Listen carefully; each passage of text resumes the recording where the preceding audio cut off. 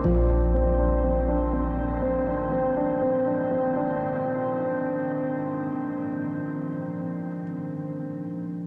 វីដែលអ្នកបើកបរម៉ូតូត្រូវយល់ដឹងត្រូវមានសម្ពាធខ្យល់ត្រឹមត្រូវគឺមិនត្រូវឲ្យធូរឬតឹងពេកមិនត្រូវឲ្យមានស្នាមប្រេះឬប៉ោងឡើយមិនត្រូវឲ្យជម្រៅក្រឡាសំបកកង់សឹកនៅតិចជាង1មីលីម៉ែត្រ15ទៅ20មីលីម៉ែត្រនិងដំណើរការទាំងហ្វ្រាំងមុខនិងហ្វ្រាំងក្រោយសម្រាប់ម៉ូតូអូតូចំណែកហ្វ្រាំងជើងសម្រាប់ម៉ូតូអំព្រីយ៉ាមិនឲ្យមានគួចឬបាក់សរសៃហ្វ្រាំង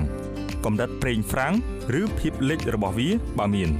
ត្រូវដំណើរការល្អមិនត្រូវឲ្យមានភាពខូចឬក៏ខ្វក់ភ្លើងបំភ្លឺខាងមុខគឺពណ៌លឿងទុំឬពណ៌ស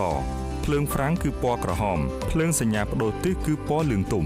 ត្រូវមានសភាពល្អនិងដាក់ឲ្យត្រូវទីតាំងដើម្បីងាយស្រួលមើលចរាចរណ៍ពីខាងក្រោយ